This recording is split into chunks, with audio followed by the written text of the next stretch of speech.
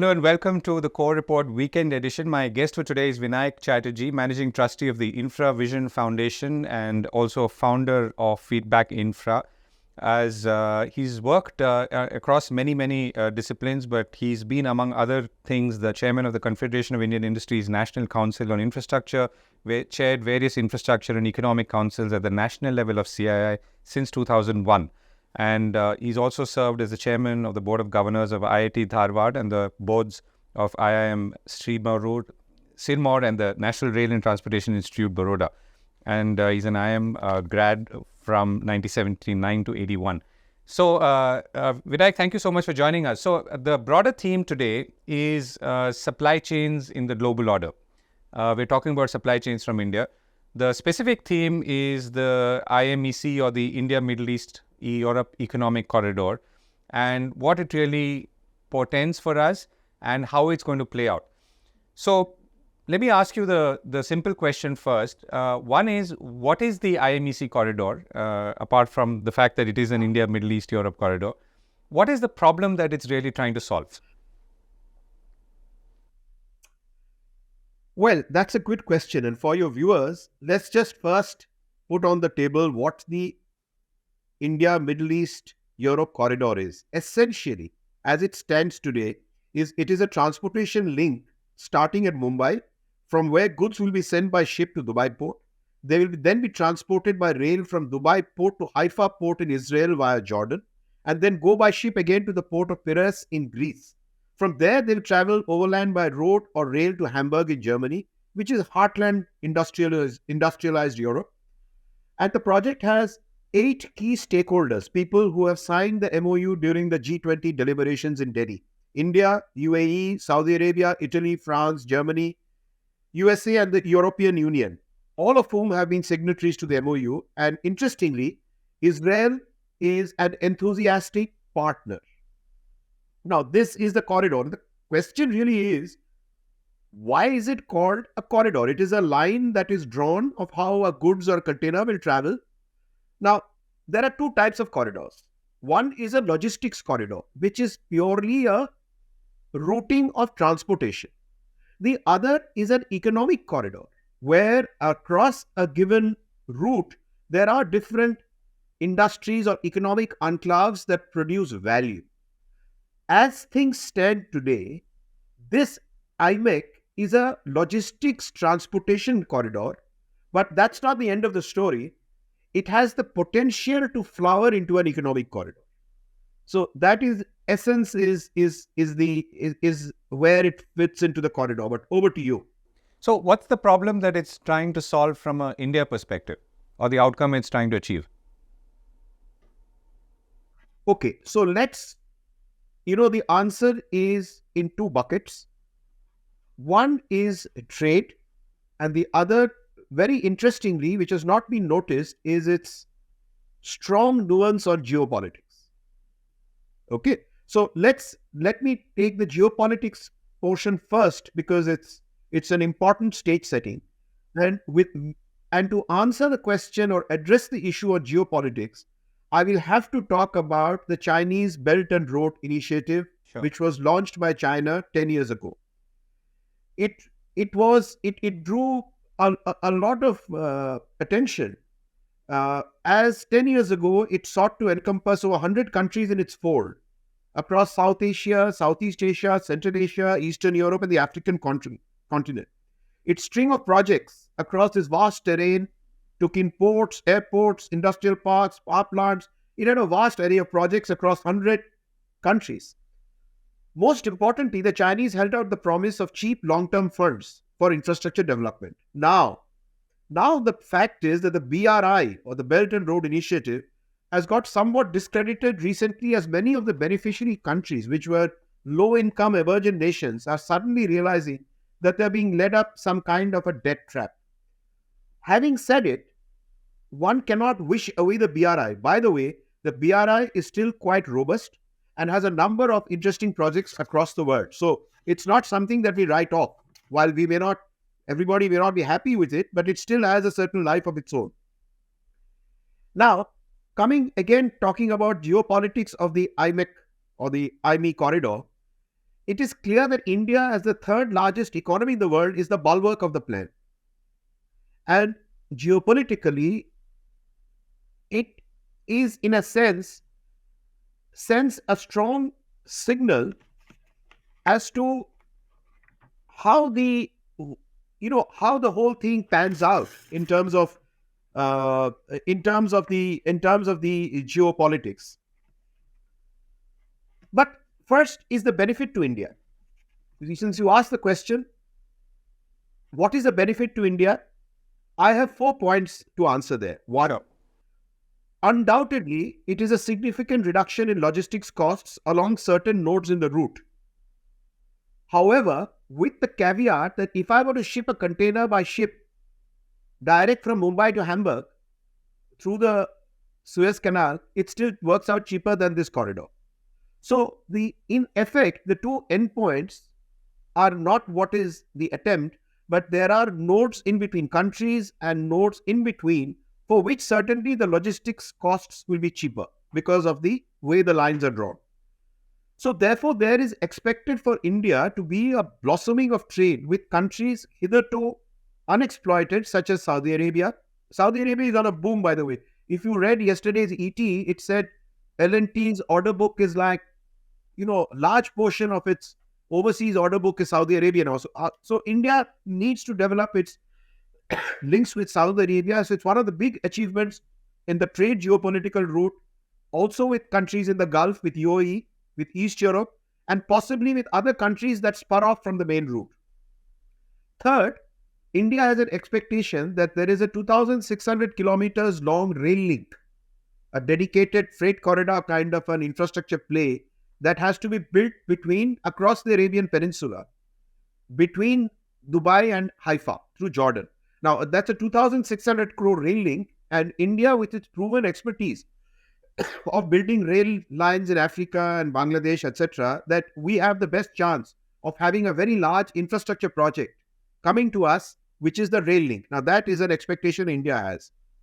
So there is an expectation of enhanced status of being a big infrastructure developer player in West Asia with this rail.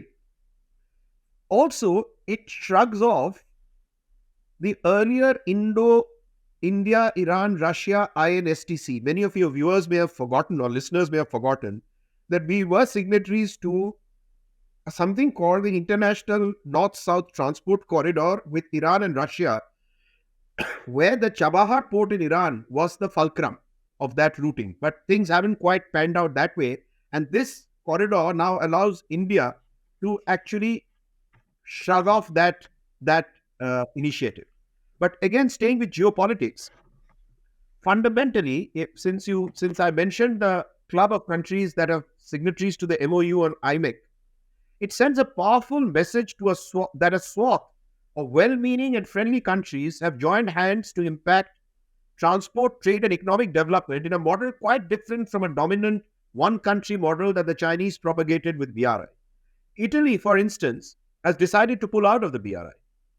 Moreover, it is seen as a diplomatic victory for India in many ways, as the IMEC bypasses both Pakistan and Turkey, both of which are nation states which are not currently considered the most favorably inclined to India.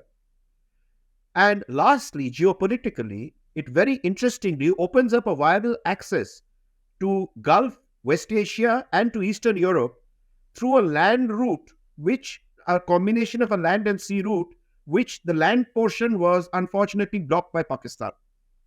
So, I think while most of the conversation is about trade and logistics, I would actually give equal weightage to the geopolitical signals that it sends over and above the trade benefits. But over to you, Govind. Right. So let me pick on a couple of points, Vinayak. So the first is you talked about a container going from, let's say, Mumbai to Hamburg, and that being cheaper than, let's say, going through this route. And that's, of course, logical. But you said the value is really on the intermittent points along the way. What would be a good illustration of that? Well, a good illustration of that would be, in a sense, the opening up of Eastern Europe. Okay, the many of the Istans and Eastern Europe countries, many of the West Asian countries take countries like Israel, Jordan, These are all countries which are on the line. And quite honestly, when a transport corridor blossoms into an economic corridor, what happens is that spurs take off. So you have countries adjoining the route which are not today named in the route, but for whom nodes can take off, and therefore it gives India an extremely good logistics trade advantage with Gulf, Central Asia, and Eastern Europe, so that containers don't have to go to Hamburg and come back. So, in the intermediate points, a seamless logistic track with all the paperwork and the hassles all sorted out gives India a big trade advantage in a very happening part of the world today, which is earlier West Asia and the Gulf were seen as oil. Today, they're not seen as oil. They're seen with the kind of orders we're talking about that L&T gets in EPC, or maybe we will get rail orders. It is going to be seen as a economically happening part of the world. So India gets a foot into that door through IMEC. So you also talked about the other route which goes overland by rail, which involves the setting up of railway lines. So what is India's, let's say, investment in this vis-a-vis the benefit to it versus what those who own, the countries that own the land on which that railway line will be built? Does India get a greater benefit? Or conversely, why would those countries invest so much in these rail networks through their countries when there is yes, they may or may not be specific benefit to them? Your question is in two parts. For India, it is very clear. We are looking on the world stage as an emergent third largest economic country to have a greater play in developing and running mega scale infrastructure projects across the world. So to do a 2,600 kilometer rail line across the Arabian Peninsula is a very major showcase project for us to tell the world that today I can develop ports, airports, rail links. So it's going to be a very major project from an Indian point of view, and luckily for us, in a sector where we genuinely, the world believes that we have expertise, which is the building of railroad tracks, which we are very good at. From the mountainous regions to Konkan Railway, India has proven it. The question is about the funding. Now, my initial back of the envelope calculation says that if you multiply 2,600 kilometers by 30 crores a kilometer, you end up with a project cost of 78,000 or 80,000 crores, roughly. 10 billion. Now, in today's world, that's not a very humongous amount. $10 billion, yeah. Sorry, So now, 7 years ago, the Japanese gave us 1 lakh crore for our bullet train project, soft funding. So that happened 7 years ago. That one country, JICA, gave, without batting an eyelid, 1 lakh crore of 60-year funding at 1.5%. So to provide 78,000 crores across 7 well-heeled MOU signing countries, to my mind, financing is not the problem. The issue there is, why should India get it? Because of all the countries that have signed the MOU, I think we have the biggest intellectual and engineering capacity to build that railway. Yeah. So, but is this more like an EPC contract, which is good, obviously, for India and Indian companies, or does it mean anything beyond that? Is really my question. No. My question is beyond EPC. After the railroad is built, I would like Indians to operate that railway. So we would have ambitions to operate a rail line on contract from the bunch of owners, and we would also be a part owner. Everybody hopefully will contribute some capital. So we would be running infrastructure projects of that scale and size in the railways is a big feather in India's cap on the infrastructure and diplomatic side. But more importantly, there are other lines that are also going to go through the land route. There would be optic fiber cables. There would be electricity transmission grids. Those are things which would follow the track. So it would be a linkage corridor. Right. So it has an potential. But this railway line runs through other sovereign nations, and obviously their participation as well as their continuous involvement in this project to make it a success is important. So their buy-in, both financially and otherwise, and extending to the fact that, as you say, they should allow us to be running the network is critical. So obviously an MOU means that we are heading in that direction. But at this point, how? No, there's no clarity yet. No, let me set the record straight, Govind. There is no official communication that the railroad is going to be built by India. Okay. It is our aspiration. Okay. And we must among the club of partners, we must now stake our rightful claim to say we need to be, the chosen one to build and operate that railroad. That would mean something to India. Got it. Okay, so let's switch gears a little bit. So let's talk about where or what we are trying to do with all of this. So we want to obviously export goods and import goods, and we are not talking services because this is physical. And we want to send containers or dry bulk goods across the sea and then on the railway line. So again, what is it that we could do that we are not doing already, either outward or inward through this corridor? See, the corridor doesn't exist. So it's difficult to say what we are not doing. I suppose India is trying its best to develop trade. Our commerce minister is signing FTAs with UAE and others. So we are trying the softer side of developing trade. This adds the hardware to the trade side. So it's a double engine. So while our diplomatic missions, our Ministry of Commerce are all, trying to develop, it's moved from a multilateral world to a regional or a bilateral world and the trade regime. So we are attacking a lot of the softer issues of FTAs, etc., which you read in the papers every day. This one attacks the hardware side of it. So if you are able there are actually 15 nations who are involved across the chain. Now, if you are able to create a single pass system where containers are not stopped at 15 border checkpoints to look for customs duties or illegal stuff going through, then you actually have a very beneficial corridor to foster the hardware impetus to the software efforts that are going in. So one will have to look at it in tandem with the software side of diplomatic FTAs and getting the best deal for India, and the hardware side, which is one of the links the corridor provides. Right. So I'm going to come back to in India in a moment. But the BRI, for example, the Belt and Road Initiative, involves Chinese companies setting up along those points of value add, like you pointed out, producing there, manufacturing there, contributing to local economy, sending obviously money back to China, but building a global manufacturing ecosystem of sorts. Some of it links back to the motherland, some of it doesn't.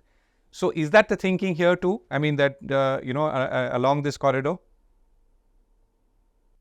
Well, there are 15 participating nations. So each nation, to my mind, would want to build appropriate economic capacities along the link. So that is the natural expectation. And also the Chinese, while it may be aspirational for them, see, the Chinese have a disparate bunch of investments. Ultimately, the BRI is not about a logical chain. It is about a basket of investments. Now, in all the basket of investments, it is difficult to envisage Chinese setting up economic enclaves all over the place. And looking at the current state of the Chinese economy, I think that aspiration would have mellowed down hugely, because the BRI initiative has also been cut hugely. It's still going on, but not with the same, shall we say, force of passion that it was launched with.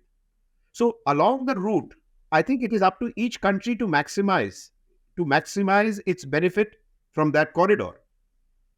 And already in India, we are talking about linking 3 ports. We are talking about Mundra, Kandla, and Navi Mumbai.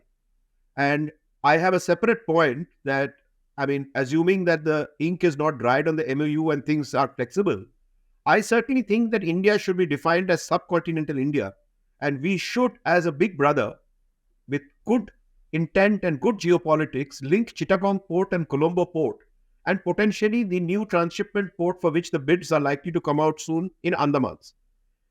Finally, there is no reason why this should only be a physical link. Only, after all, when a corridor is being established, and I talked about pipelines and optic fiber links. Remember, for long there has been a talk of a pan-Asian energy grid.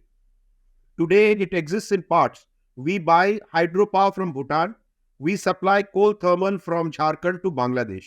And there is talk of an undersea cable to Sri Lanka. The important point is, in a time when the world is moving to renewables, when the sun is setting in Bangladesh, it is shining very brightly in Israel, right? So why can't I have an electricity grid that maximizes sunlight as the earth moves? That should also be a laudable or a desirable portion of this. Could you transport electricity to such long distances without loss? I mean, or considerable loss? Those things can be managed. I mean, there will be some transmission loss, but it is easier to transmit electricity than it is to transmit oil and green hydrogen and other such stuff. Electricity is easier. So my question is, now let's look at the India exports basket, particularly from an aspirational point of view. So for example, now the focus is on electronics, semiconductors, iPhones. And iPhone is a good illustration of what we're trying to do and have already done to some extent with, let's say, the latest iPhones now being manufactured in India as opposed to the 6-month lag from China and so on. So if you look at where we are today and where we are going in terms of manufacturing basket, how do these corridors play, or could they play, or are they positioned in the right place to play a role or a meaningful role? Look, specifically for the IMEC, it is clear that India is moving up the value chain in terms of the complexity of its manufactured products. Much of it also has to do with the policy that this government is following. Like, for example, now you have to manufacture laptops and stuff like that in India, right? Before that, it was iPhones. And you've got a big manufacturing capacity coming up in manufacturing solar modules, right? Pharmaceuticals is big in India. So all these countries that are linked, honestly, don't have the kind of scale capacities. While India is much smaller in scale than China, our capacities certainly are larger than many of these smaller countries along the route.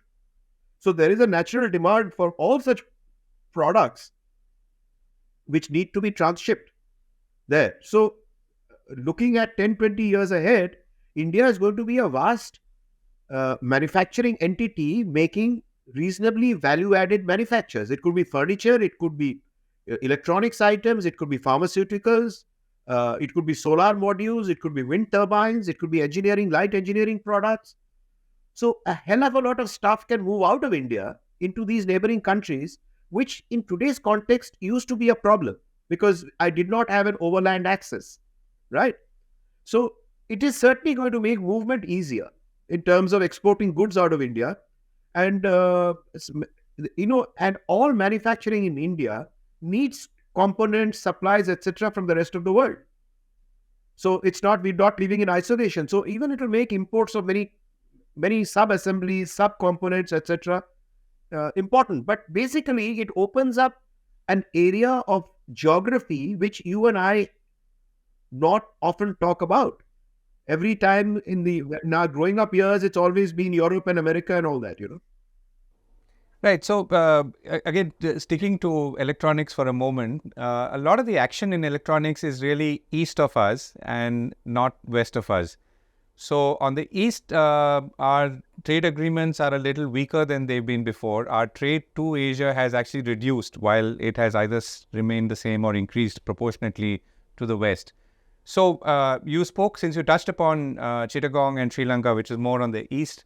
What's your sense about where we are headed and whether or how we should be looking at transportation corridors on the other side? I am not sure about your question. Let me attempt to answer this. It is that many of these products, particularly electronics, has been dominated by East Asian countries, South Korea, Taiwan, China, etc. But as you are seeing now, with a combination of China plus one, as well as government policy interventions, much of the production is now being forced to come to India. Some are coming by design and some are coming by default.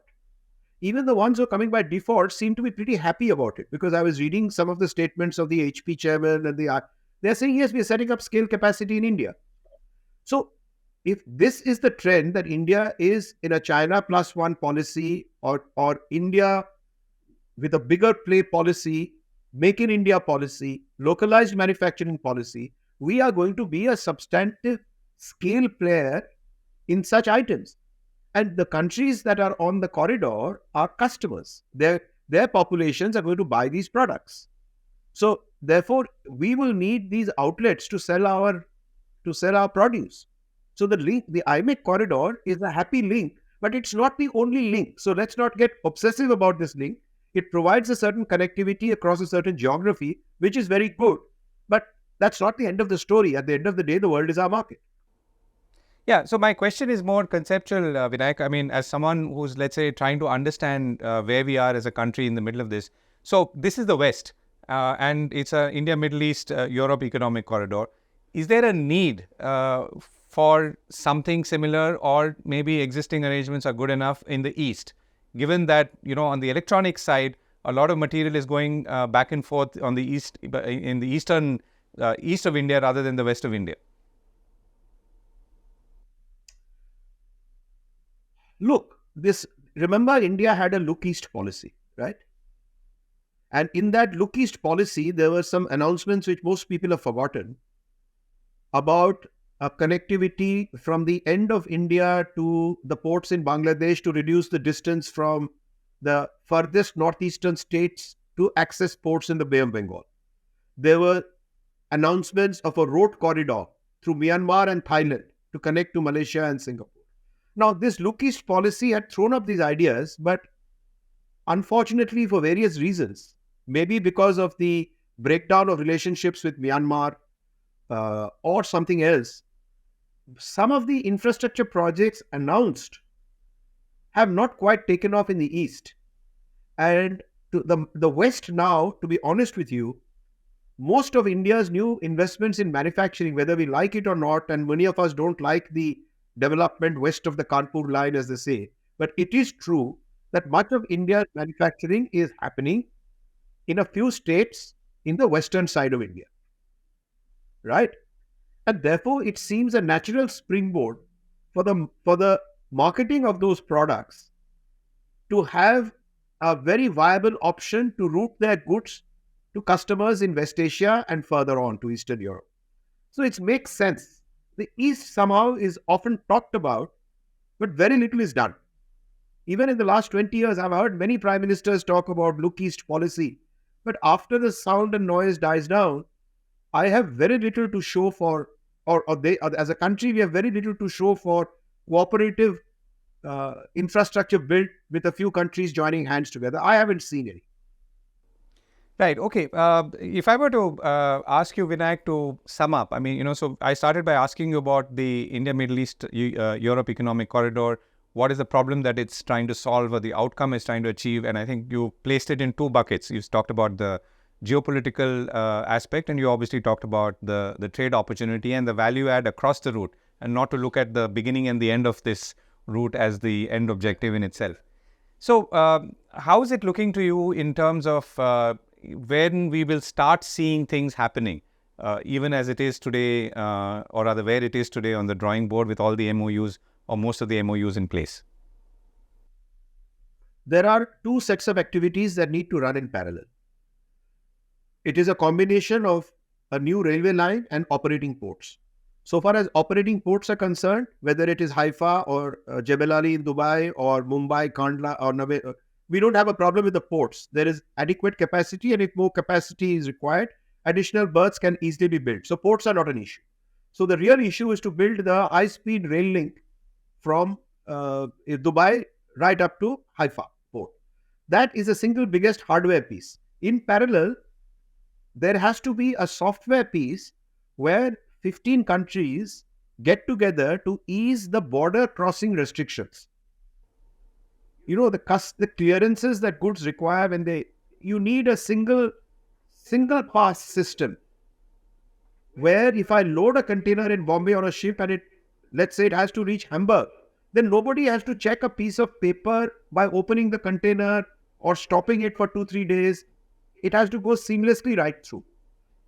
That, to my mind, this hardware of building the railway link and the software of hassle-free movement are the two things that need to start right now in parallel.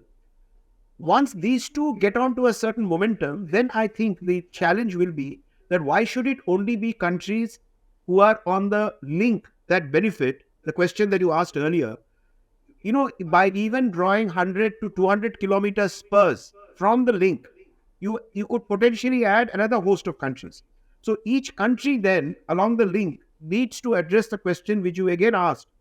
how can I maximize the benefit to my country by exploiting this link, by setting up an appropriate economic enclave or industrial park or whatever the language is. So these are the three sets of activities that are required.